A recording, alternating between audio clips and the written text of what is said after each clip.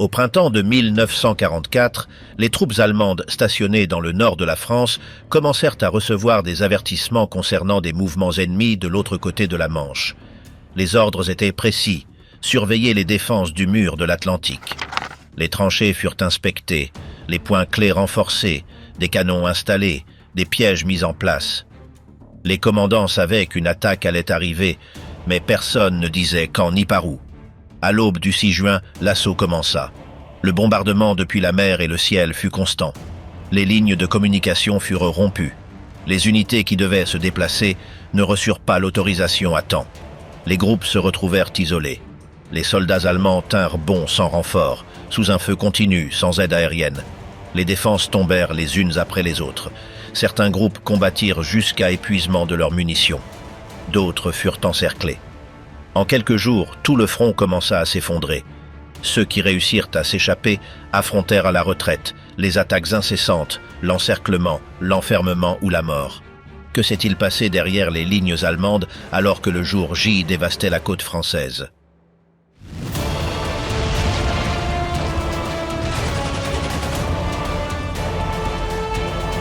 Garde de nuit sur la côte de la Somme. Dans le petit hameau de Molière-d'Aval, au sud de l'estuaire de la Somme, le soldat Heinrich Böll écrivait à son épouse presque tous les jours. Sa seule distraction était de rédiger et d'attendre une réponse. Il se levait vers midi, mangeait, faisait de l'exercice, renforçait les tranchées et à partir de 10 heures du soir, il prenait des tours de garde de 4 heures pour surveiller la mer. Böll était déjà en poste depuis 3 ans en France, auparavant au Cap Griné et désormais dans cet estuaire. La routine était répétitive. L'attente constante les épuisait. Si au moins une fois nous voyions les Anglais en face, ce serait autre chose que cette endurance éternelle, écrivit-il en août de 1943. S'ils essayaient d'attaquer ici et échouaient, cela renverserait peut-être la guerre. Avec ce que nous avons dans cette zone, ils ne tenteront probablement même pas. Mais personne ne sait ce qui viendra. Pendant presque 4 ans, des soldats comme lui avaient vécu paisiblement en France, loin du front de l'Est, du désert africain ou des montagnes italiennes. Mais au printemps de 1944, ils savaient que cela allait bientôt prendre fin. Les signes étaient visibles tout le long de la côte. En moins de 6 mois, 500 000 obstacles faits de bois ou de métal avaient été installés, plus de 6 millions d'explosifs. Sur les falaises, les nids de mitrailleuses étaient reliés par des tranchées et des centaines de kilomètres de fils de fer. Derrière, des bunkers en béton avec de lourds canons et d'autres mitrailleuses. Ensuite venait une bande de pièges, de terrains bas inondés, de barrières pour blindés, de champs de mines, de pieux avec de vieux projectiles. Tout cela visait à freiner tout débarquement aérien ou terrestre. Au-delà du littoral, on voyait aussi les préparatifs. Gares, carrefours ferroviaires, ponts, arsenaux, dépôts, positions d'artillerie, radars. Au début de 1944, le réseau de soutien de l'armée allemande en France avait commencé à être attaqué par les avions ennemis. Les incursions pouvaient compter jusqu'à 750 appareils à la fois. Les chasseurs bombardiers parcouraient le nord de la France sans obstacle, tirant sur les trains, les camions, les dépôts. Lorsque juin arriva, plus de 76 000 tonnes de bombes avaient déjà été larguées, coupant presque complètement l'accès au reste du Reich. Ce qu'on ne voyait pas se ressentait aussi. L'instinct des soldats en témoignait. Près de Bayeux, le chef de l'artillerie Werner Plusquat rassembla son unité. Le message habituel prit un ton différent, plus sec. Le canonnier Heinz Everlo le remarqua. Plusquat parlait de remplir notre devoir comme toujours, mais à la fin, il dit quelque chose qu'il n'avait jamais dit auparavant. Un cadavre allemand ne peut plus sauver sa patrie. À l'ouest, près de Colville, Franz Gockel, âgé de 18 ans, regardait en direction de la Manche. Son poste était un abri en béton de près de 2 mètres d'épaisseur. Nous voyions rarement 2 avions allemands survoler la zone. Nous les avons surnommés Max et Moritz, racontait-il. Les défenses étaient renforcées. On installait des canons, vrais et faux. Le niveau d'alerte montait. Les plus anciens le pressentaient. Quelque chose se prépare, murmurait-il. Lors des journées chaudes de l'été 40, l'idée d'une invasion était inexistante. L'armée allemande avait pris position pour contrôler. 100 divisions, dont 10 blindés, dominaient à l'ouest. Rien ne semblait pouvoir les arrêter. Avec cette victoire, la tâche de l'armée ici est terminée, déclarèrent les commandements. Mais ensuite, les conflits dans les Balkans, en Afrique et en Russie commencèrent à puiser dans les ressources. En juin de 1941, au début de l'offensive contre l'Union soviétique, il ne restait à l'ouest que 37 divisions de seconde ligne. L'année suivante, à peine 24 sans chars gardaient toute la côte depuis les Pays-Bas jusqu'à la frontière espagnole. Le général Gerd von Rundstedt, commandant suprême du front occidental, ne disposait pas seulement de peu de troupes. Celles qui restaient étaient de piètre qualité, unités usées ou nouvelles sans expérience. Rundstedt arriva en France en mars de 1942. Il avait 66 ans, plus d'un demi-siècle de carrière militaire, et avait déjà été renvoyé pour avoir ordonné une retraite sur le front de l'Est. Il ne s'était jamais identifié au parti, mais on ne lui connaissait pas non plus d'opposition au régime. Cela le rendait utile. Quand on lui proposa le commandement, il répondit « Ce que le Führer ordonne, je l'exécuterai jusqu'à mon dernier souffle ». Sa base se trouvait sous une colline, derrière un collège dans la banlieue de Paris. Il logeait dans une maison confisquée. Il s'adapta bien au rythme du commandement en France. Il ne travaillait pas au-delà de 8 heures du soir, se levait tard, aimait les cigares et l'alcool, mais ne menait pas une vie luxueuse. Ses assistants le respectaient. On le surnommait le dernier chevalier. Sa mémoire et sa vision stratégique restèrent solides. Sa seule présence suffisait à remonter le moral des troupes. Pourtant, son poste avait peu de pouvoir réel. Hitler et son cercle rapproché décidèrent de tout. La marine et l'aviation n'étaient pas sous son contrôle. « Tu vois le garde dehors ?» se plaignait-il. « Si je veux le déplacer de l'autre côté, je dois demander la permission à Berchtesgaden. » Pendant ce temps, les soldats en France vivaient détendus. Il y avait des spectacles, des entrées au théâtre, des maisons de repos à l'ambiance de vacances, se souvenait un marin à Cherbourg. Ceux qui étaient à l'Est les appelaient « ceux qui vivent comme des dieux en France ». Mais ce n'était pas tout à fait vrai. Aller à Paris était limité. On ne voulait pas déranger les habitants ni compromettre le contrôle. Un fantassin se plaignait. « Nous n'avons même pas connu la culture du pays ». Le ministre Goebbels le constatait « Vivre en France n'a jamais été bon pour nos troupes ». Avec le temps, la routine, l'alcool, les Françaises et le manque de discipline posaient problème. Les cas d'abus, de vol et de violence augmentaient. Les tâches étaient ennuyeuses. Celui qui patrouille sur les falaises ne voit rien d'autre que des vagues qui vont et viennent, disait le capitaine Lindner. Bull résumait. Chaque nuit, nous attendons l'anglais, mais il ne vient toujours pas. Je suis curieux de savoir s'il viendra vraiment. Ils avaient essayé une fois. Ce fut à Dieppe, le 19 août 1942. Les chars alliés à peine sortis de l'eau furent piégés. Ils ne parvinrent pas à ouvrir de brèche. L'après-midi, tout était terminé. Un officier allemand vit leur repli dans la fumée. Dans notre zone, des milliers de prisonniers sont arrivés. Tous canadiens, jeunes, robustes, nota-t-il. Parmi les débris, des tas de morts et de blessés. Sur une péniche, les 40 membres d'équipage avaient été soufflés d'un seul impact. Des morceaux flottaient, des cadavres, des gens luttant pour survivre. À Paris, on célébra. L'opération ennemie a été écrasée en un peu plus de 9 heures, se vanta l'état-major allemand. Ce soir-là, Hitler reçut le rapport. Il ne reste plus aucun Anglais armé sur le continent. Ils avaient perdu 33 barges, 106 avions, 28 chars, un destroyer. Sur 5000 Canadiens, seuls 2200 revinrent. Côté allemand, on comptait environ 600 blessés ou morts. Le chef d'état-major Kurt Zeitzler arriva le lendemain et vit des cadavres partout. « Dieppe ressemble à Dunkerque », résuma-t-il. Avant même cette attaque, Hitler pensait déjà à ériger un mur de béton sur la côte. Il l'appela le mur de l'Atlantique. Il voulait une barrière infranchissable qui motiverait aussi ses troupes. En août 42, il expliqua son plan. Il faut à tout prix empêcher une seconde offensive alliée. Un mur sera construit pour bloquer toute intrusion. Ce mur devait compter 15 000 fortins, dont 10 000 en France. La vie des Allemands est ce qu'il y a de plus précieux. Il vaut mieux dépenser du béton que du sang, déclara-t-il. Mais construire quelque chose d'aussi vaste prenait du temps. Le délai imposé par le Führer, mai 1943, était impossible à tenir. L'organisation Todt, chargée des travaux, estima qu'avec un peu de chance, elle pourrait édifier 6 000 positions.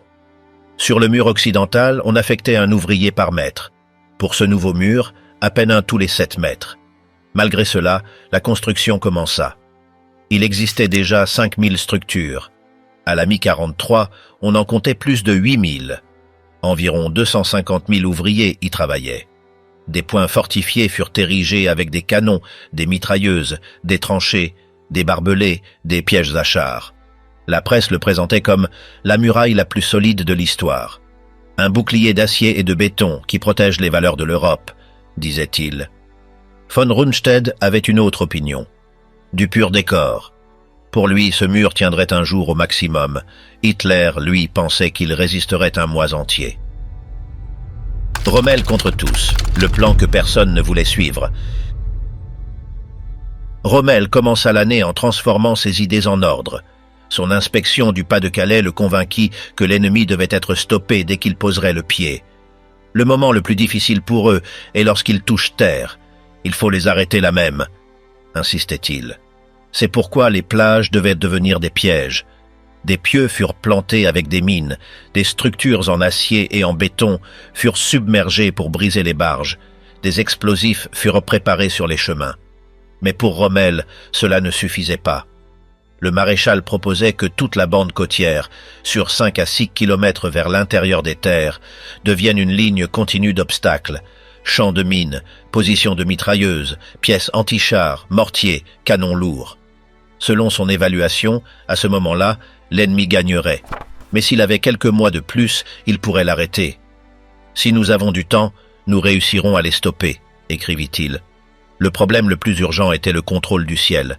L'aviation allemande n'existait quasiment plus en France. Son chef, le maréchal Hugo Sperle, avait sa base dans un château en banlieue parisienne. Depuis 4 ans, il vivait entouré de luxe. Hitler s'en plaignait. Il ne pense qu'à déjeuner. Le conseiller naval de Rommel reconnaissait que Sperle comprenait bien la situation, mais n'apportait aucune solution. Pour Rommel, ce qu'il vit fut décevant. Le plan de la Luftwaffe était de se disperser avant l'attaque alliée. Les avions se déplaceraient vers des pistes improvisées dans toute la France, en Belgique et dans l'ouest de l'Allemagne. De faux aérodromes seraient à créer, et quand l'invasion commencerait, ils reviendraient tous dans la zone. Göring le disait ainsi, « Pas un seul avion ne restera en Allemagne. Tous iront au front. » Pendant que tout cela se préparait, l'ambiance parmi les commandants allemands était à l'affrontement. Rommel n'avait pas d'autorité directe sur beaucoup de divisions. Et sa vision entrait en conflit avec celle d'autres chefs. Pour lui, les troupes devaient être collées à la côte. Pour le haut commandement, les forces devaient rester en retrait, prêtes à contre-attaquer. Rundstedt soutenait cette dernière option. Il disait que si tout était positionné en bord de mer, l'ennemi détruirait tout avec son artillerie navale. Rommel pensait le contraire. Il croyait que si l'ennemi parvenait à s'installer, il serait impossible de le déloger. Il voulait l'empêcher dès la première minute. Le général Geir von Schweppenburg, à la tête du groupe blindé, était lui aussi en désaccord avec lui. Et il y avait un autre facteur, Hitler. Lui seul avait le dernier mot pour déplacer les blindés. Personne d'autre ne pouvait les autoriser. En pratique, les chars ne pouvaient pas être utilisés sans son autorisation directe. Cela annulait toute initiative rapide. En avril, Hitler convoqua tous les commandants à Berchtesgaden. Rommel défendit son idée de défendre la plage. Rundstedt et Geir insistèrent sur la nécessité de garder les réserves mobiles hors de portée du bombardement naval. Hitler, comme toujours, les écouta sans trancher. Finalement, il ordonna de diviser les chars, la moitié pour Rommel, l'autre pour le haut commandement. Et lui-même continuerait à avoir le contrôle final sur tous. Ce partage laissa tout le monde insatisfait. Personne ne pouvait agir rapidement. Le système était lent, bureaucratique, centralisé. Rommel était frustré. L'ordre était clair. En cas d'invasion, il fallait attendre que Hitler approuve l'utilisation de chaque char. Ainsi, chaque minute perdue jouait contre eux. Le 5 juin, Rommel partit chez lui pour l'anniversaire de son épouse. Il prévoyait de revenir le 7, mais il n'en aurait plus le temps. Pendant ce temps, le climat en Normandie était gris. Il pleuvait. Personne ne croyait que les Alliés débarqueraient sous une telle tempête. C'est pourquoi de nombreux commandants n'étaient pas à leur poste. Au quartier général, les téléphones commencèrent à sonner peu après minuit, le 6 juin. Des unités signalaient des parachutistes ennemis à divers endroits. Les rapports étaient confus. On parlait de manœuvres de diversion. On croyait à une distraction. Mais aux premières heures du matin, la réalité devint évidente. Face aux côtes, des milliers de navires ennemis s'alignaient. Le bombardement naval commença. Les défenses allemandes furent secouées sans relâche. Le vacarme était assourdissant. Les lignes de communication furent coupées. Personne ne savait exactement ce qui se passait dans chaque secteur. Les premiers ordres du haut commandement mirent des heures à arriver. Les chars éloignés de la plage ne bougèrent pas. Personne n'osait agir sans l'accord du Führer. Lorsque l'avancée fut finalement autorisée, il était déjà trop tard. Les forces alliées avaient pris les plages. Au centre du commandement allemand, c'était la confusion totale. Rundstedt demanda l'autorisation de lancer tous les chars. On lui dit d'attendre. Il en alla de même pour d'autres unités. Du temps fut perdu. Pendant ce temps, les soldats en première ligne se défendaient comme ils pouvaient, sans renfort, sans soutien aérien, seulement avec ce qu'ils avaient sous la main. Rommel a pris l'attaque alors qu'il était encore chez lui. Il retourna immédiatement au front. Il arriva au quartier général au crépuscule. Il était déjà trop tard. L'ennemi avait réussi à débarquer. La ligne côtière avait été franchie. Durant les jours suivants, Rommel tenta de réorganiser la défense. Il parcourut les zones touchées. Il parla avec les officiers. Il essaya de remonter le moral, mais les dégâts étaient déjà faits. Les forces alliées avaient établi une base solide. Elles avaient amené des milliers d'hommes, de véhicules, d'armes. La Luftwaffe restait absente. Aucun avion n'était disponible pour contre-attaquer. La marine allemande n'intervenait pas non plus. Les soldats en première ligne étaient seuls. Les rapports reçus étaient désespérés. De nombreuses unités avaient été détruites. D'autres étaient encerclées. L'ennemi avançait lentement, mais sans interruption. Rommel comprenait que sans contrôle du ciel ni renfort régulier, la bataille était perdue. Mais personne ne l'écoutait. On continuait d'attendre les ordres de Berlin. La chaîne de commandement devenait chaque jour plus lente. Pendant ce temps, les Alliés continuaient de débarquer des troupes.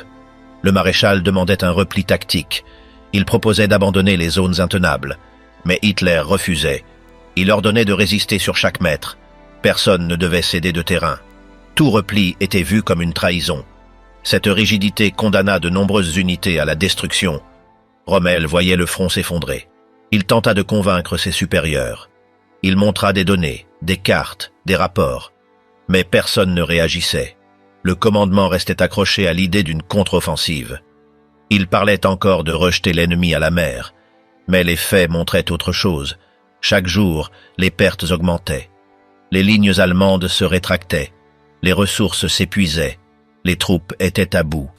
Rommel savait que la bataille pour la France avait été perdue dès les premiers jours de juin, à cause du manque de réactivité, parce qu'on ne donnait pas de liberté d'action au commandant, parce qu'on maintenait un système de décision lent, rigide et centralisé.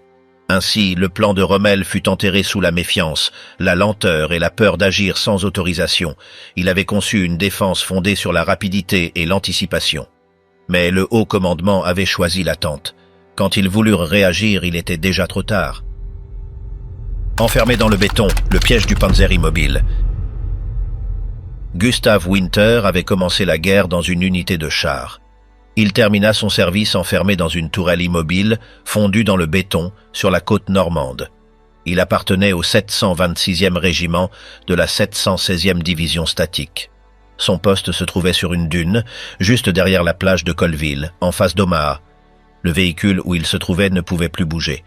C'était un vieux Panzer III, sans moteur ni roue, encastré dans un caisson de béton jusqu'au bord. Il ne servait plus que de point de tir. Le terrain était sablonneux, donc il était impossible de l'enterrer directement. Tout autour, du béton.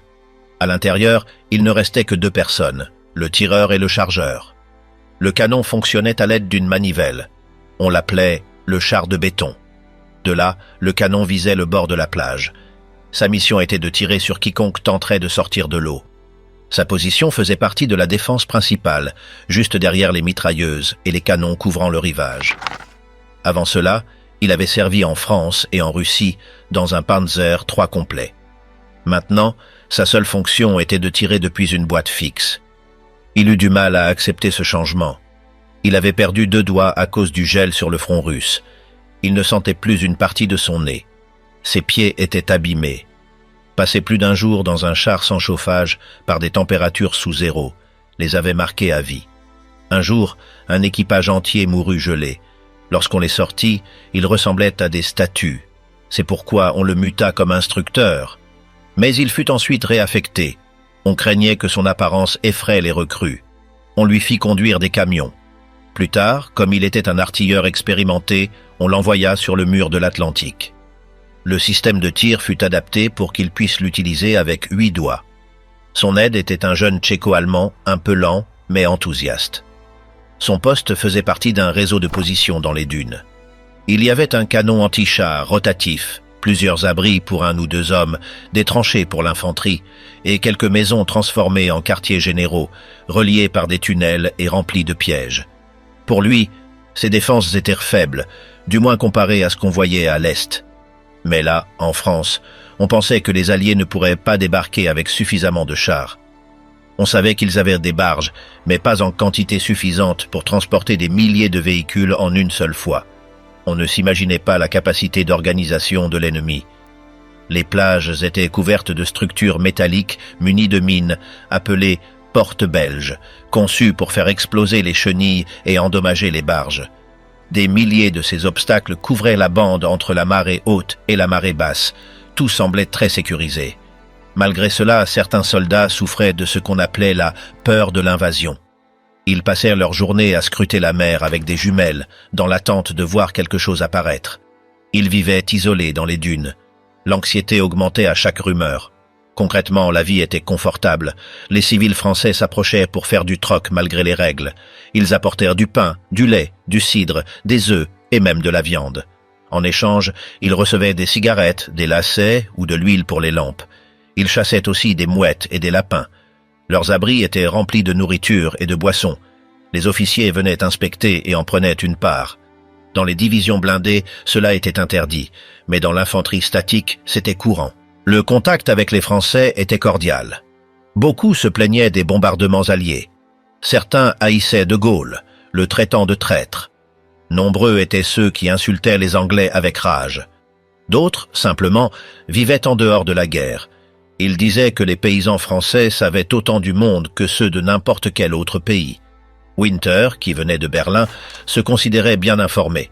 Certains soldats avaient des enfants avec des femmes locales. Dans ces cas-là, les femmes étaient envoyées dans une maison à l'arrière, gérée par des religieuses, où naissaient les enfants. L'endroit était connu comme la maison des enfants. Il y avait de nombreux bébés franco-allemands là-bas. Cela s'était déjà produit pendant la guerre précédente. Une histoire circulait parmi eux. Un camarade qui aurait eu un enfant dans cette maison apprit que le lieu avait été touché par une bombe alliée. Plusieurs enfants étaient morts. Depuis, ce soldat devint obsédé par l'idée de tuer des ennemis. Il disait que les coupables étaient les Américains. On ne sut jamais si l'histoire était vraie. Winter ressentait aussi de la colère. Plusieurs de ses proches étaient morts lors de bombardements à Berlin. Et beaucoup de ses camarades partagèrent cette rage. Ils avaient le sentiment que les alliés occidentaux les détournaient du véritable combat, celui de l'Est. Aujourd'hui, on ne pense plus ainsi. Mais à l'époque, beaucoup considéraient cela comme une trahison. Ils croyaient que, plutôt que d'attaquer la France, les Alliés auraient dû soutenir l'Allemagne contre les Soviétiques. Dans la nuit du 6 juin, Winter et son aide entrèrent dans le char de béton à minuit. Ils prirent à la relève. On entendait des avions, mais on ne voyait rien.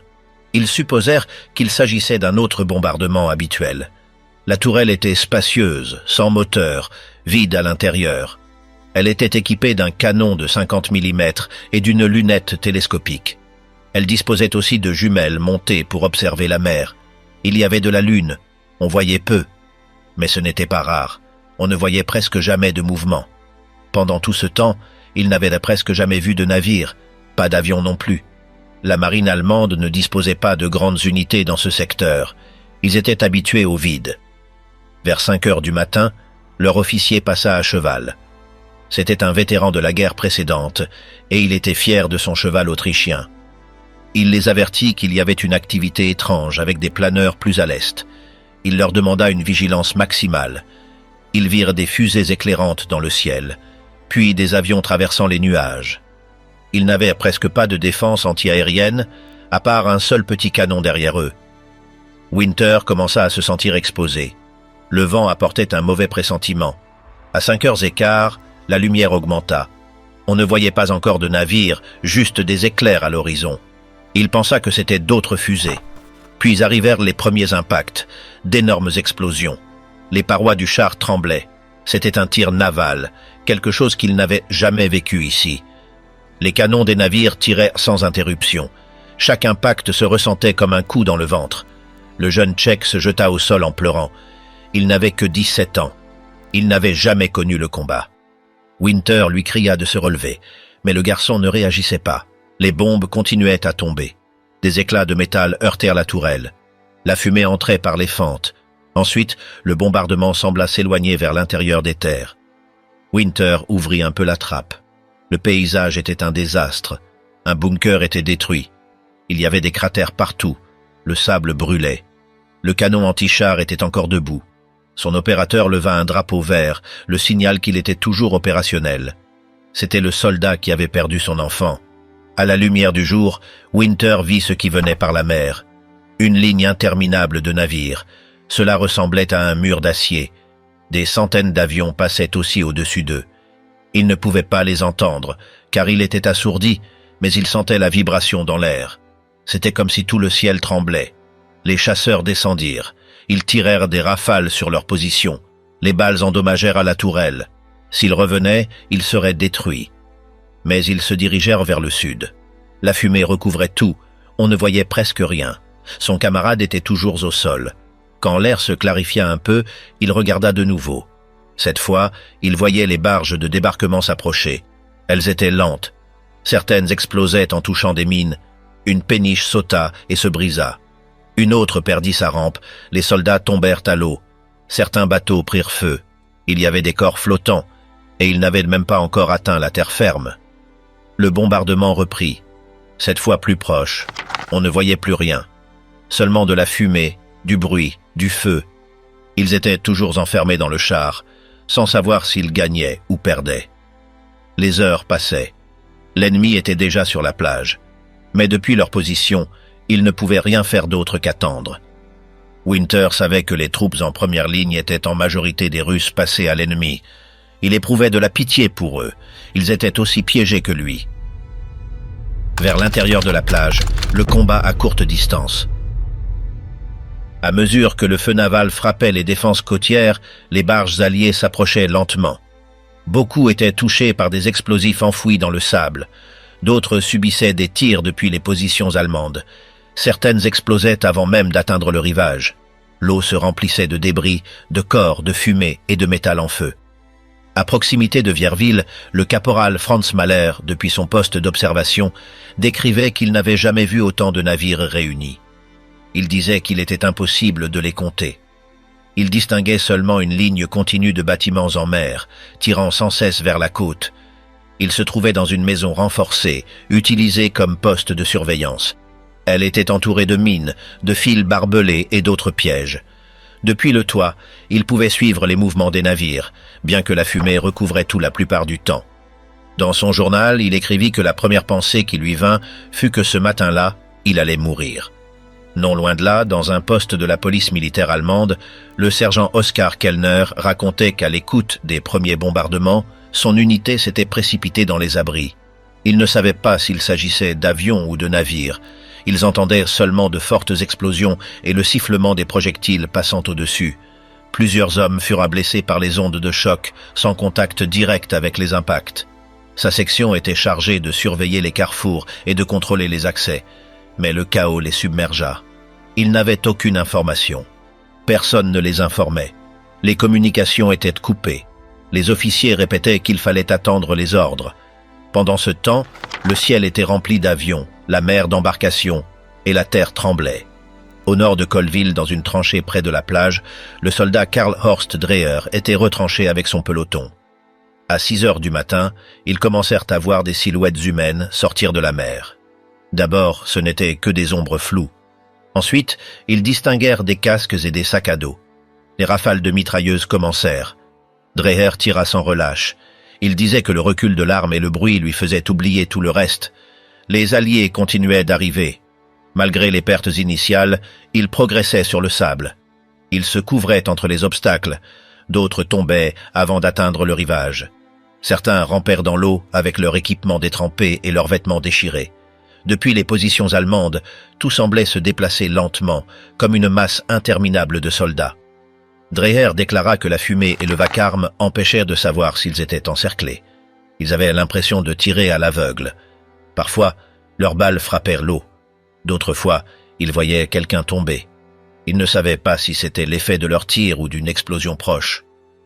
Plus à l'est, dans une maison occupée par de l'infanterie allemande, le caporal Wilhelm Trost et son groupe défendaient un carrefour donnant sur la plage.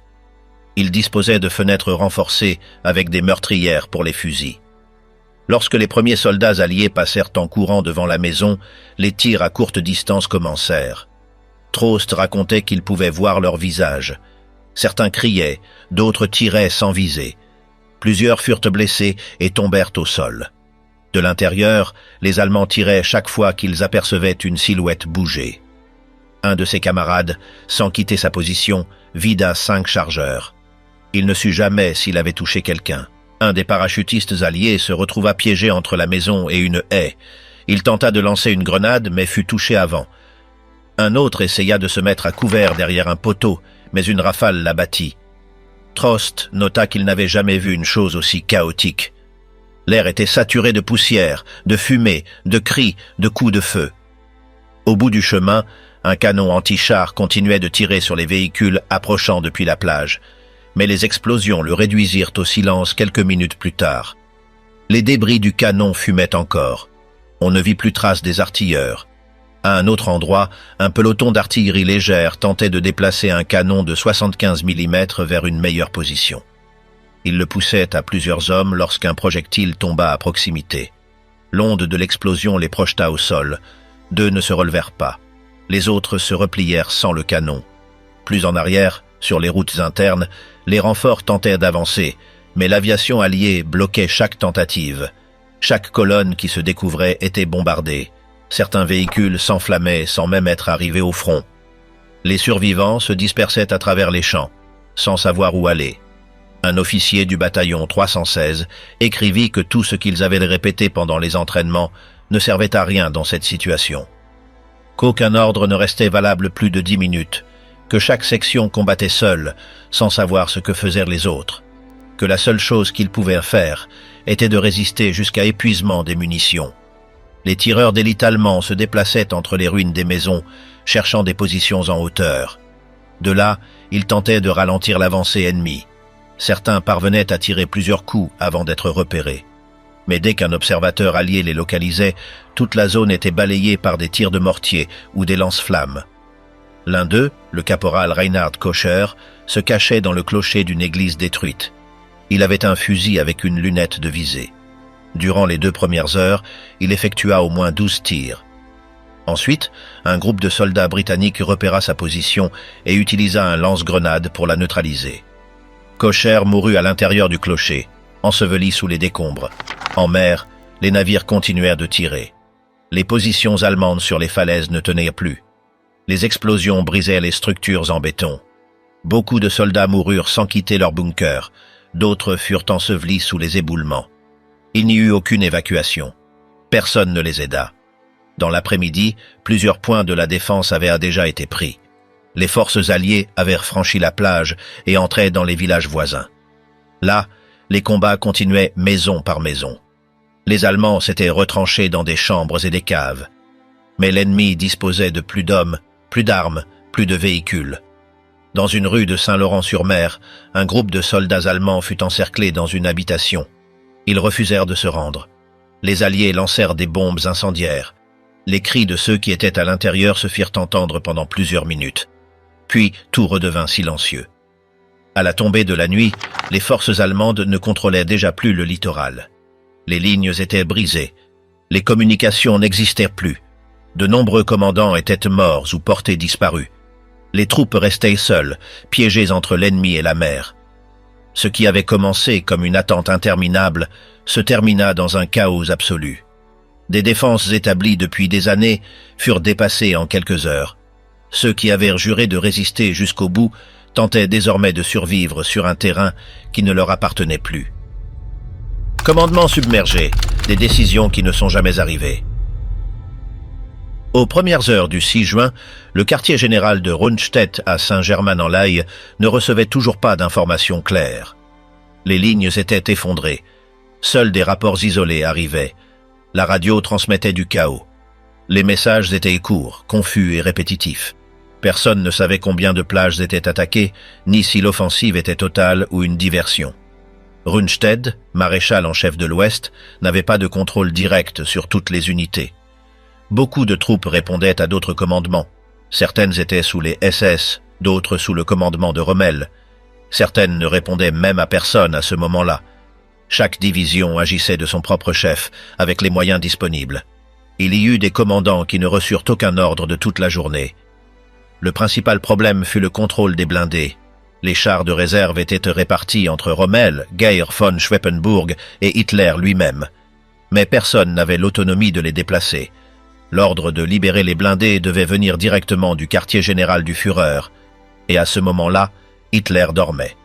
Durant les 5 premières heures de l'attaque, les officiers du haut commandement essayèrent de contacter Berlin. Ils demandaient s'ils pouvaient déplacer leurs unités. Personne ne répondait. Ils n'osèrent pas agir de leur propre initiative. Ils craignaient des représailles en cas d'erreur. Ainsi, des centaines de chars restèrent immobiles pendant que l'ennemi avançait. Quand Hitler se réveilla, à midi, il était déjà trop tard. Les plages étaient sous contrôle allié. Les rapports arrivaient en retard. On parlait de parachutistes, de navires, de bombardements.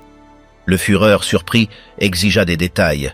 Les généraux lui expliquèrent que l'attaque était réelle, mais lui pensait encore qu'il s'agissait d'une manœuvre de diversion. C'est pourquoi il ne libéra pas tous les blindés.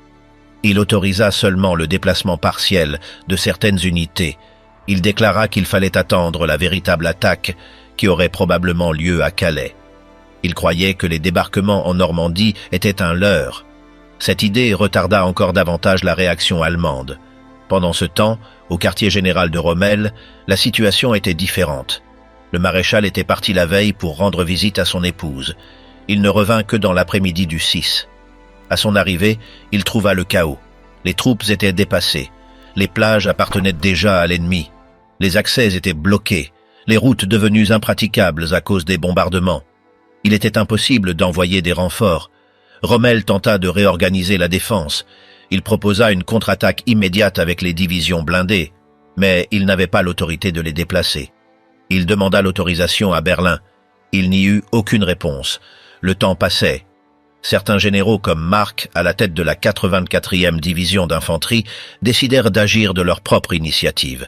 Ils lancèrent des attaques limitées en direction des plages. Mais sans appui aérien ni suffisamment de chars, ils furent facilement repoussés. Les pertes furent très élevées. Marx fut blessé par une bombe quelques semaines plus tard. Il mourut lors d'un transfert. Le général Geir von Schweppenburg tenta lui aussi d'avancer avec son groupe de chars, mais il fut touché par un bombardement aérien allié à un carrefour. Son état-major fut détruit. Il fut blessé. Son unité, sans commandement, fut mise hors de combat. Les tentatives de réorganiser les forces allemandes étaient lentes et sans coordination. Les routes étaient couvertes de débris. Les trains avaient été détruits par l'aviation. Les dépôts de carburant brûlaient. Il n'y avait aucun moyen de déplacer de grandes unités sans être attaqués depuis les airs. Sur la côte, les bataillons allemands résistaient isolés. Beaucoup ignoraient s'ils étaient encerclés. Les radios ne fonctionnaient pas. Les câbles étaient coupés. Certains pelotons croyaient encore contrôler leur secteur, alors qu'ils avaient déjà été totalement dépassés. Les messages qui parvenaient à Berlin étaient contradictoires. Certains parlaient de résistance réussie, d'autres demandaient de l'aide désespérément. Hitler attendait toujours l'invasion principale à Calais. Il ne crut jamais que la Normandie soit le lieu décisif. Cela paralysa toute réaction centralisée. Rommel, frustré, écrivit à son épouse « Les bombardements ne cessent pas. Les ordres arrivent en retard. Rien de ce que j'ai proposé n'a été pris en compte. Malgré tout, il faut tenir. » Il se déplaçait constamment entre les fronts. Il rassemblait les commandants, étudiait les cartes, prenait des décisions locales. Mais sans liberté de mouvement pour les grandes unités, tout effort restait dérisoire. L'aviation allemande avait disparu du ciel. Les pilotes encore en service se trouvaient sur des terrains éloignés. Ils n'avaient pas de carburant. Il n'y avait pas de pièces de rechange. Seuls quelques chasseurs opéraient de manière isolée. Et ils étaient dépassés en nombre et en capacité par les Alliés. La Luftwaffe n'avait plus de poids sur le champ de bataille. La marine allemande ne se montra pas non plus. La majorité de ses navires se trouvaient en mer Baltique ou avaient été coulés. Seuls quelques sous-marins opéraient dans la Manche. Mais les Alliés dominèrent la mer. Leurs navires tiraient sans relâche sur les positions allemandes. Toute tentative de traversée ou d'approche était anéantie. Sur terre, les soldats allemands résistaient comme ils pouvaient. Ils utilisaient des maisons, des ruines, des fossés. Certains se déguisaient en civils. D'autres se perdaient dans la campagne. Il y avait des pelotons qui ne savaient même plus à qui ils obéissaient. Les divisions perdèrent le contact avec leurs régiments. Les régiments perdèrent leur compagnie. À Paris, le général Speidel, chef d'état-major de Rommel, s'exprimait avec désespoir. Il disait qu'il combattait sans information, que l'ennemi utilisait toutes les formes modernes de guerre, tandis qu'eux étaient paralysés par la bureaucratie, que chaque décision prenait des heures, et qu'il n'était plus possible de changer le cours des choses. Hitler maintenait ses positions. Il ordonna que chaque point soit défendu, qu'aucun terrain ne soit cédé, que tout repli soit considéré comme une trahison. Rommel demandait d'ajuster le front, de reculer vers des lignes plus tenables, mais il ne fut pas écouté. L'ordre fut donné de résister jusqu'au dernier homme. Dans les semaines suivantes, les divisions allemandes en Normandie furent progressivement anéanties. Les pertes étaient impossibles à remplacer. L'ennemi avançait avec des milliers d'hommes nouveaux chaque jour. Il disposait d'équipements modernes, de nourriture, d'armes, de véhicules. Les Allemands reculaient sans appui. Le front se fragmentait en de multiples foyers. Chaque village devenait une nouvelle bataille. Les villes étaient prises maison par maison. Chaque résistance était écrasée par des chars, des avions, des lance-flammes. Il n'y avait pas de renfort. Il n'y avait pas d'issue. Le système de commandement allemand, rigide, centralisé et lent, s'était effondré. Personne ne prenait de décision à temps. Les généraux ne pouvaient pas agir. Les soldats étaient seuls. Chaque unité restait piégée dans son propre enfer. L'entonnoir de falaise, piégé sans issue. Après des semaines de combats, de bombardements incessants et de retraites continues, les forces allemandes restantes en Normandie se retrouvèrent encerclées. L'ennemi avait réussi ce que Rommel redoutait depuis le premier jour, couper les voies de repli et refermer l'étau. Le point critique fut Falaise. Le couloir entre cette ville et Argentan devint la dernière voie pour sortir de l'encerclement. Des milliers de soldats allemands, accompagnés de véhicules, d'armes et de chevaux, tentaient de le franchir à toute vitesse. Mais les Alliés l'avaient déjà repéré. Depuis les airs, les avions ennemis patrouillaient sans relâche. Chaque mouvement au sol était attaqué par des tirs directs. Les colonnes allemandes restaient piégées entre les arbres, sur les routes, au milieu de la poussière et des cadavres. Il était impossible d'avancer rapidement. Tout était bloqué. Les unités allemandes se mêlèrent sans ordre. Des troupes d'infanterie, des chars endommagés, des cuisines mobiles, des camions chargés de blessés, des pièces d'artillerie, même des charrettes civiles, tout cela formait une file interminable, tentant de fuir par la seule voie encore ouverte. Mais le couloir se rétrécissait de plus en plus. Les témoins racontaient qu'on ne pouvait marcher sans piétiner des corps. Il y avait des chevaux démembrés, des camions en flammes, des soldats morts assis, les yeux encore ouverts. L'odeur était insupportable. La terre tremblait à chaque bombe. Le ciel ne fut jamais dégagé. Le sergent Erwin Müller, survivant de l'encerclement, racontait que son peloton mit plus de 6 heures à parcourir 2 kilomètres. À intervalles réguliers, quelqu'un était touché par un éclat. On ne savait pas d'où cela venait. On voyait simplement des gens tomber, parfois sans un cri. Ils continuaient d'avancer. Les ordres étaient simples. Sortir de là, coûte que coûte. Certains allaient à pied, d'autres sur des bicyclettes volées. Beaucoup sans bottes. Certains transportaient les blessés sur des portes, les traînant dans la boue. Il y avait des officiers marchant avec le regard perdu, silencieux. D'autres hurlaient des ordres que personne n'écoutait. Chaque fois qu'un avion apparaissait, tous se jetaient au sol. Beaucoup ne se relevaient pas. Les arbres brûlaient. Les explosions creusaient des tranchées. Les camions volaient en morceaux. Les roues tournèrent seules dans la fumée. Le couloir se transformait en champ de feu. Les Alliés tiraient depuis toutes les directions. Les Canadiens avançaient depuis le nord. Les Américains depuis le sud. Les Britanniques depuis l'ouest. Toujours plus près. L'étau se refermait. Certains groupes parvinrent à briser les lignes ennemies de nuit. Ils se guidaient aux étoiles. Ils marchaient sans lumière, parfois en silence. Mais la plupart furent capturés ou éliminés. Seuls quelques-uns réussirent à s'échapper. Le reste resta prisonnier. Parmi les encerclés, il n'y avait aucune distinction. Il y avait des divisions Panzer, des soldats de base, des officiers, des infirmiers, des cuisiniers, des messagers. Tous mélangés. Personne ne savait à qui obéir. Certains brûlèrent des documents. D'autres enterraient leurs insignes. Beaucoup se rendaient les mains en l'air.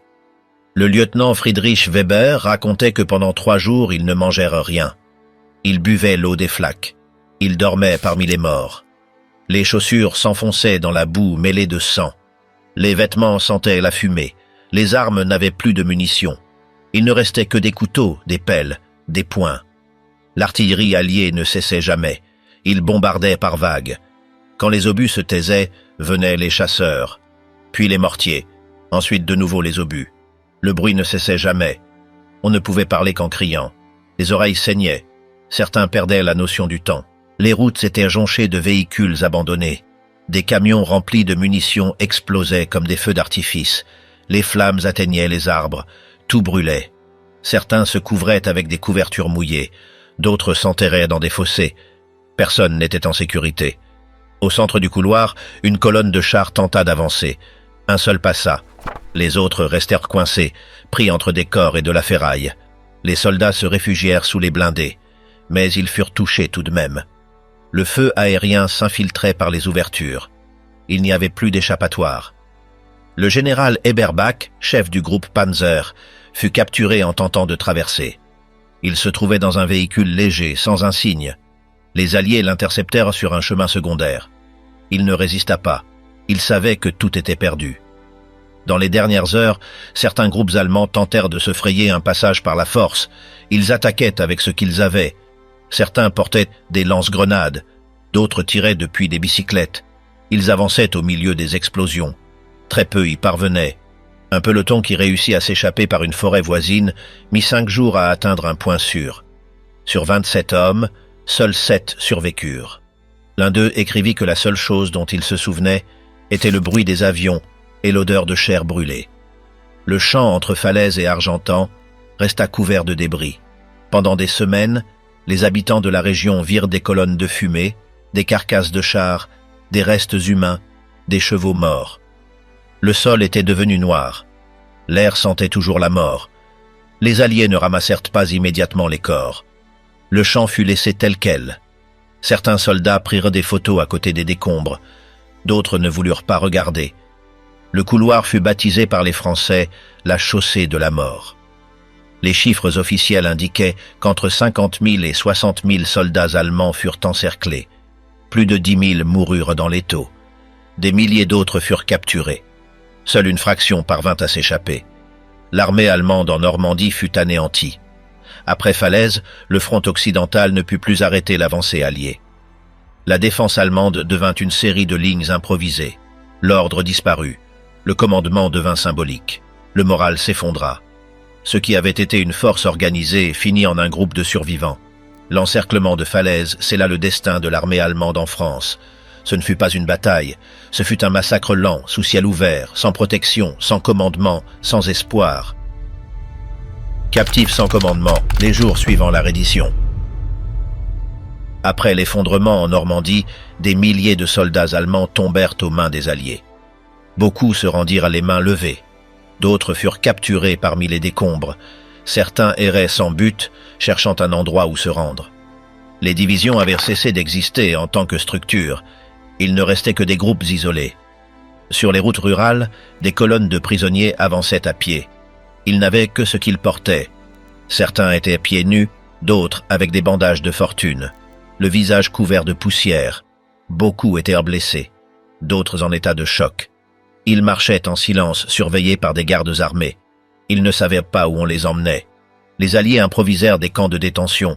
Certains étaient des enclos installés dans des champs ouverts, d'autres des cours entourés de fils de fer. Il n'y avait aucune installation. Pas d'ombre non plus. Les soldats dormaient à même le sol, entourés de barbelés. Ils se nourrissaient de rations minimales.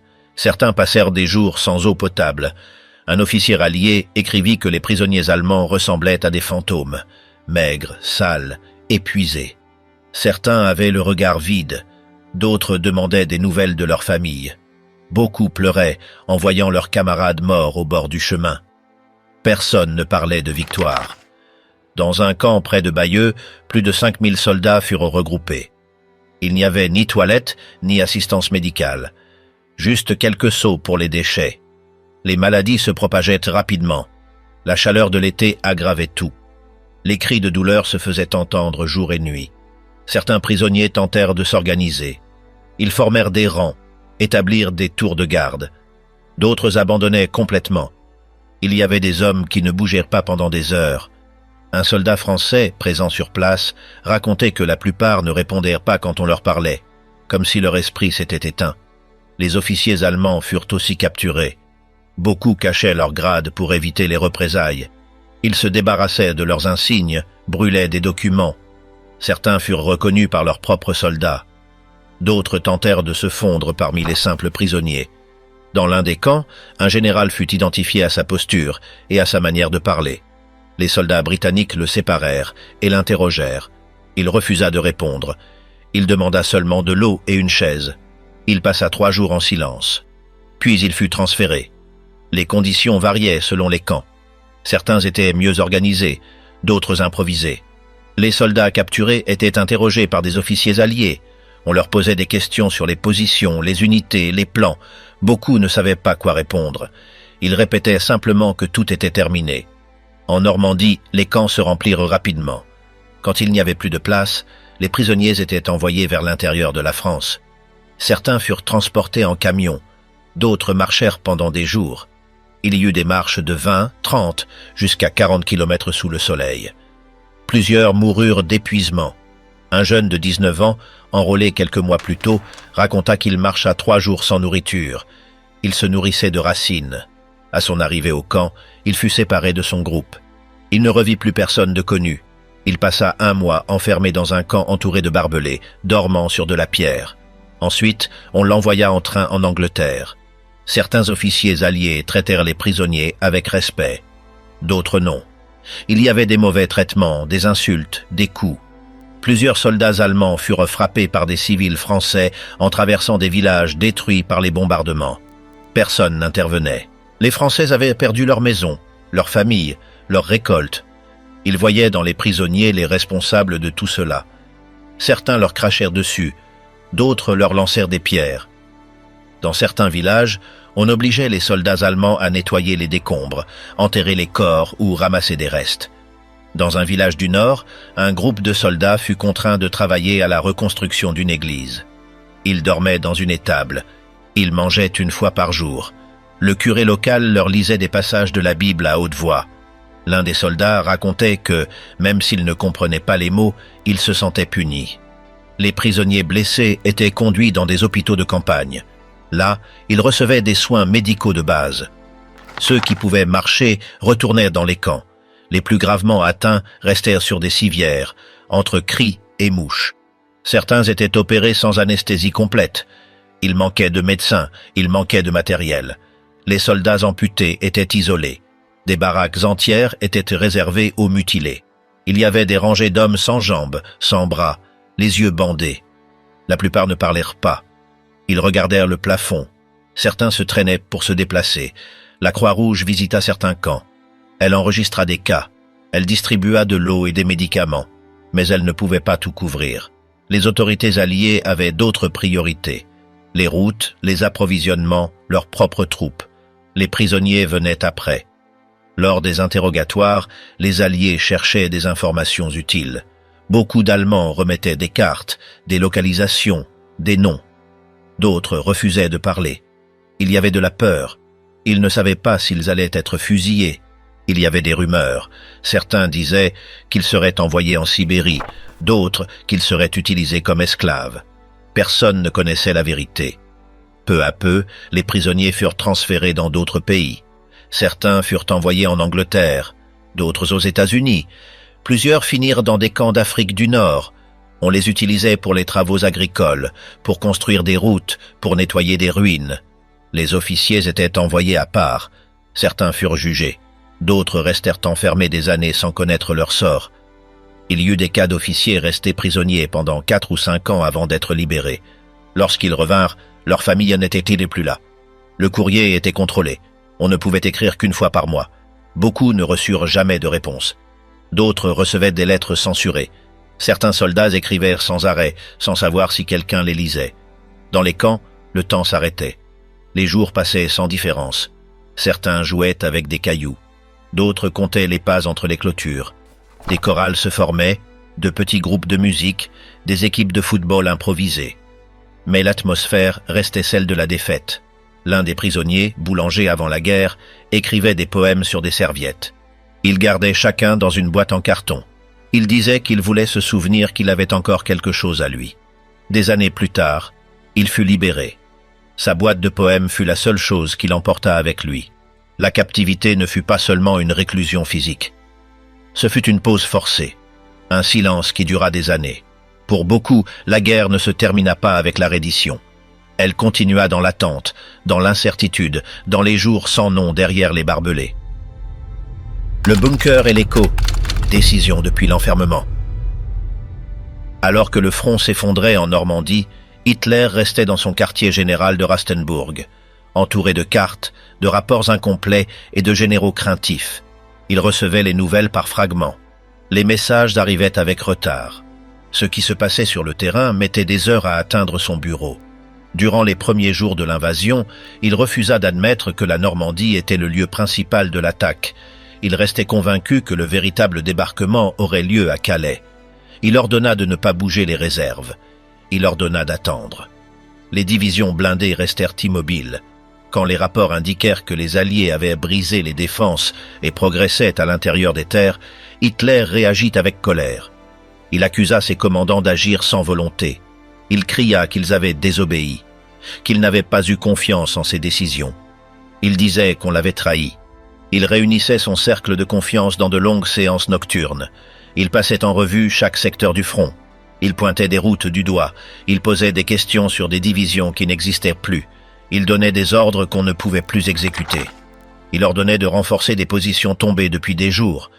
Les généraux se taisaient. Aucun n'osait le contredire. Certains tentaient d'adoucir les rapports.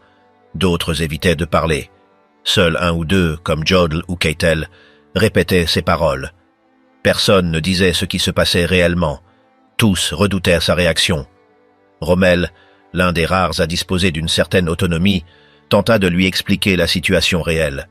Lors d'une rencontre, il lui dit que sans supériorité aérienne et sans liberté de mouvement pour les troupes, le front était perdu, que continuer à résister en Normandie était impossible, qu'il fallait se replier. Hitler l'écouta en silence. Il ne répondit pas immédiatement. Quelques jours plus tard, Rommel fut blessé dans une attaque aérienne. Sa voiture fut touchée. Il souffrit de fractures. Il fut retiré du commandement. Il ne retourna jamais au front. À partir de ce moment-là, la relation entre Hitler et ses généraux devint plus tendue. Il se méfiait de tous. Il changeait de commandant chaque semaine. Il donnait des ordres directement aux divisions sans passer par les états-majors. Il intervenait dans les décisions les plus minimes. Tout devait passer par lui. Dans le bunker, les nuits étaient longues. Il s'enfermait avec des cartes et des papiers. Il lisait les rapports de renseignement encore et encore. Il cherchait des signes de trahison. Il ordonnait des arrestations. Il répétait que l'armée devait obéir sans poser de questions, que la volonté suffisait pour gagner. Lorsque les Alliés libérèrent Paris, Hitler ne réagit pas publiquement. Il ordonna simplement de détruire la ville si elle était prise. Le général von Choltitz, chargé de la garnison, refusa d'exécuter l'ordre. Il capitula.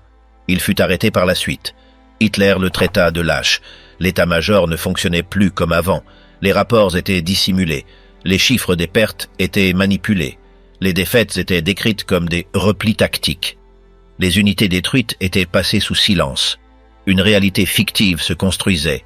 La nuit, Hitler marchait seul dans les couloirs du quartier général. Il parlait à son chien. Il répétait des phrases sur la loyauté et le destin.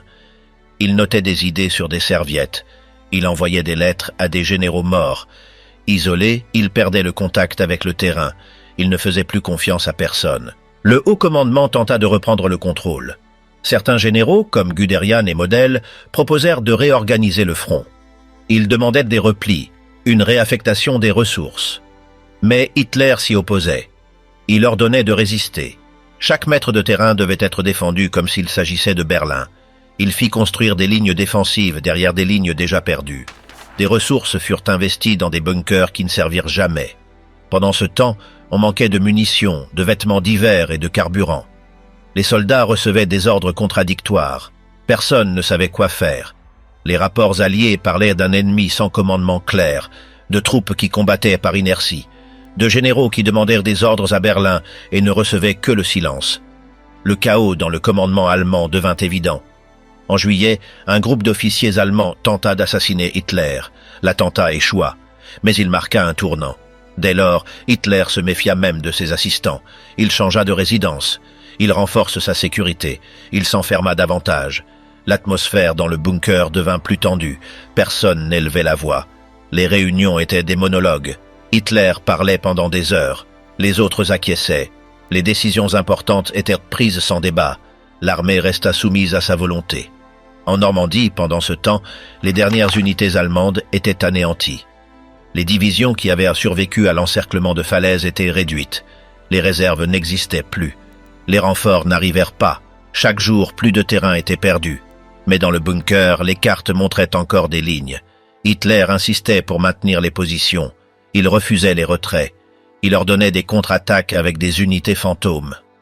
Il croyait qu'un retournement de situation était possible, que l'histoire jouerait de nouveau en sa faveur. Les généraux savaient que tout était perdu, mais personne ne le disait. Dans les couloirs, certains murmuraient, d'autres attendaient le moment de fuir, certains préparaient déjà leur reddition aux Alliés. Seuls quelques-uns continuaient à croire. L'échec en Normandie ne fut pas seulement militaire, ce fut la rupture du commandement allemand. Les décisions cessèrent d'être fondées sur les faits. Elles étaient guidées par des fantasmes, par des cartes, par des discours. La réalité n'avait plus d'importance. La chute de la France marqua le début de la fin. Hitler, reclus, isolé et méfiant, prit le contrôle absolu. Chaque jour plus éloigné du front, chaque jour plus proche de l'effondrement. Fuite sans fin, dernier pas de l'armée allemande en France. Après l'encerclement de Falaise, le front allemand en France s'effondra. Les divisions qui réussirent à s'en échapper étaient en ruine. Elles n'avaient plus de véhicules. Les soldats marchaient par des routes secondaires, évitant les grandes voies, traversant des champs. La plupart progressaient à pied, sans munitions, sans radio, sans destination précise. Dans les villages de l'intérieur, les civils français n'avaient plus peur. Certains sortaient pour observer les colonnes en retraite. D'autres ouvraient les maisons pillées. Les groupes de résistance agissaient à visage découvert. Ils prenaient des ponts, éliminaient des patrouilles. Le réseau allemand d'occupation disparaissait. Les routes étaient jonchées de débris, camions abandonnés, canons sans roues, piles d'uniformes jetés, documents brûlés. Chaque peloton faisait ce qu'il pouvait. Il n'y avait plus d'ordre clair. Il ne restait qu'à reculer. Les survivants parlèrent peu. Ils marchaient en petits groupes, certains bandés, d'autres pieds nus. Beaucoup n'avaient plus d'insignes. Ils évitèrent les villages, dormaient dans les bois, mangeaient des racines, du pain sec, tout ce qu'ils trouvaient. La discipline militaire n'existait plus. Le caporal Karl Heinze se souvenait qu'ils traversèrent à la Seine sur un pont improvisé. De l'autre côté, personne ne les attendait. Pas de camions, pas de médecins, pas de commandement, juste d'autres soldats épuisés. Tous posèrent la même question. Et maintenant, qu'est-ce qu'on fait ? Les lignes de défense promises par Berlin ne furent jamais construites. Les positions arrière étaient vides. Les réserves n'existèrent plus. L'aviation ne volait plus. L'artillerie ne tirait plus. Il ne restait que des débris. À Paris, le drapeau allemand tomba sans un coup de feu. Les dernières unités se replièrent sans combattre. Certains laissèrent des messages sur les murs. « Nous reviendrons !» D'autres brisèrent leurs armes. Le général en charge ne détruisit pas la ville. Il ignora l'ordre. Il remit la capitale sans résistance. Les hauts commandements étaient absents. Hitler ne parlait pas de la France, seulement du front de l'Est. Il disait que la vraie bataille était là-bas. Pendant ce temps, les soldats de l'Ouest traversaient la Belgique, le Luxembourg, jusqu'à atteindre l'Allemagne. À Aix-la-Chapelle, les rues étaient remplies d'unités dispersées. des groupes de 5, 6 hommes, sans commandement. Les hôpitaux ne recevaient plus de blessés. Les gares étaient saturées. Il n'y avait plus de transport. Seulement de la fumée, des ruines, des soldats silencieux. Un lieutenant racontait qu'il passa 3 semaines sans savoir à qui il devait se rapporter. Il errait de village en village, cherchant son régiment. Il ne le retrouva jamais. Finalement, il fut affecté à une unité de remplacement. Mais cela n'avait plus d'importance. Tout s'effondrait. Le moral était brisé. Personne ne parlait de victoire, seulement de survie. Certains tentaient de rentrer chez eux. D'autres se cachaient dans des fermes. Quelques-uns se rendaient aux Alliés. Ils disaient préférer être prisonniers plutôt que mourir inutilement. Dans les gares, les trains militaires n'avaient plus de direction. Des wagons remplis d'armes, sans destination. Des conteneurs vides, des caisses brisées, des corps non enterrés dans les fossés. Le chaos était total. Dans le sud de la France, les troupes se repliaient aussi. L'opération Dragoon, lancée en août, repoussa l'armée allemande vers les Alpes. Les unités se retiraient sans combat. Le terrain était difficile. Le climat empirait. Personne n'avait de cartes à jour. Le nombre de prisonniers augmentait chaque jour. Les colonnes de soldats allemands aux mains des Alliés occupaient des kilomètres de route. Il y avait des officiers mêlés aux recrues, des médecins, des cuisiniers, des mécaniciens, tous capturés, tous désarmés. Les lettres du front cessèrent d'arriver. Les familles allemandes recevaient des notifications génériques. Disparus, prisonniers, blessés. Beaucoup ne surent jamais le sort final de leurs fils. La censure empêchait de dire la vérité. Les généraux qui avaient survécu au désastre furent convoqués à Berlin. Certains furent relevés de leurs fonctions. D'autres disparurent. Le commandement central n'écoutait que ce qu'il voulait entendre. On parlait de repli contrôlé. Personne ne disait défaite. À la frontière allemande, de nouvelles lignes défensives furent improvisées. Des tranchées furent creusées, des nids de mitrailleuses installés. Des pièges mis en place, mais il n'y avait pas assez de soldats, ni de munitions, ni d'espoir. Ceux qui revenèrent du front savèrent qu'ils ne tiendraient pas. Ils l'avaient vu, ils l'avaient vécu. Les Alliés avaient des chars, de la nourriture, des avions, des radios, du carburant. Eux n'avaient que des souvenirs, des blessures, de la peur, rien d'autre. Le colonel Siegfried Kahl, qui avait dirigé une unité Panzer en Normandie, écrivit dans son journal « Ce n'est plus une guerre, c'est une chute, une descente lente, douloureuse, sans fin clair. » Il fut capturé 1 mois plus tard. Certains soldats tentèrent de déserter. Ils enlevaient leur uniforme, se mêlaient aux civils. D'autres se réfugiaient dans des couvents, dans des villages isolés. Certains parvinrent à se cacher pendant des mois. D'autres furent dénoncés par des voisins. La peur de la punition de leur propre armée était plus grande que celle de l'ennemi. Il existait des pelotons chargés de traquer les déserteurs. On ordonnait des exécutions rapides. Les corps restaient au bord des routes, avec des pancartes indiquant « Traître ». L'hiver arriva, alors que les restes de l'armée n'étaient toujours pas réorganisés. Les bottes étaient usées, les manteaux insuffisants, les rations minimales. Le froid tuait plus que les balles. Dans les forêts de l'ouest de l'Allemagne, les survivants de Normandie creusaient des trous pour dormir. Chaque nuit, on entendait des pas, des coups de feu isolés, des cris lointains. Personne ne savait s'il s'agissait d'ennemis ou d'alliés. Personne ne faisait confiance à personne. L'armée était devenue une ombre, un reflet brisé de ce qu'elle avait été. Depuis Rastenburg, Hitler continuait d'envoyer des télégrammes. Il exigeait la résistance, il jurait que la chance tournerait, que l'ennemi se fatiguerait, que l'Allemagne pouvait encore gagner. Mais pour ceux qui revenaient de l'Ouest, ces mots ne signifièrent plus rien. Le front occidental, construit avec des années de ressources, de propagande et de mort, s'était effondré en quelques semaines. Les plages qui devaient être la tombe de l'ennemi furent le début de la fin, et ceux qui revinrent le firent avec les yeux enfoncés et la guerre gravée dans la peau. Après le débarquement en Normandie, l'armée allemande perdit l'initiative. Les unités furent coupées les unes des autres, sans connexion. Les communications furent interrompues dès le début et les ordres arrivaient si tard qu'ils ne servaient plus à rien. Les états-majors continuaient d'attendre une attaque à Calais, tandis que le véritable coup progressait par l'ouest. Les réserves restèrent immobiles jusqu'à ce qu'il soit trop tard. Les divisions blindées ne purent intervenir rapidement, et lorsqu'elles entrèrent en combat, l'ennemi contrôlait déjà les points clés du terrain. Les défenses fixes furent dépassées une à une. Les positions intermédiaires furent abandonnées sans relève. Les voies de repli étaient bloquées par l'avancée alliée. Les soldats allemands se battirent avec les moyens dont ils disposaient, isolés, sans couverture aérienne ni renfort. Plusieurs furent piégés dans des villages encerclés.